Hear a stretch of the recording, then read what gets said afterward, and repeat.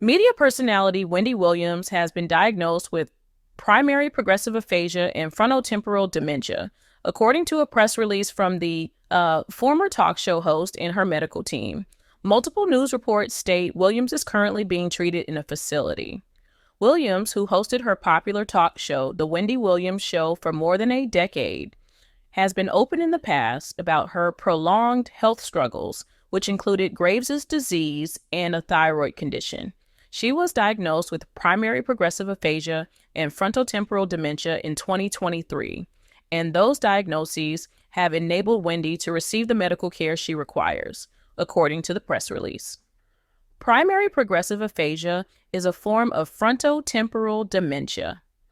The decision to share this news was difficult and made after careful consideration, not only to advocate for understanding and compassion for Wendy, but to raise awareness about aphasia and frontotemporal dementia and support the thousands of others facing similar circumstances, the press release also noted.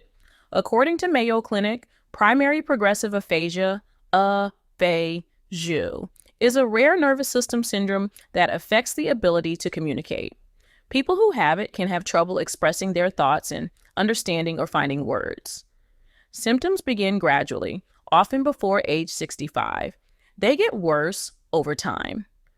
Symptoms begin gradually, often before age 65. They get worse over time.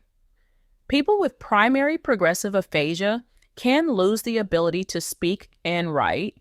Eventually, they're not able to understand written or spoken language. This condition progresses slowly. People who have primary progressive aphasia may continue caring for themselves and participating in daily activities for several years. Williams's niece, Alex Finney, recently opened up to Good Morning America about the upcoming Lifetime documentary, Where is Wendy Williams?, which premieres February 24th and was executive produced by Williams herself. Finney told GMA she asked her aunt why she wanted to do the documentary, which would touch on her health struggles, and if it was the right time. And she said, "Now is the perfect time because I want to take ownership of my story," Finney recalled.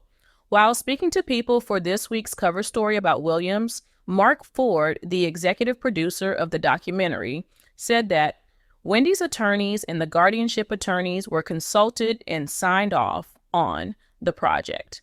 The film was signed off on by Wendy, her management, her attorneys, the guardianship. He said they were aware of the filming all the way through.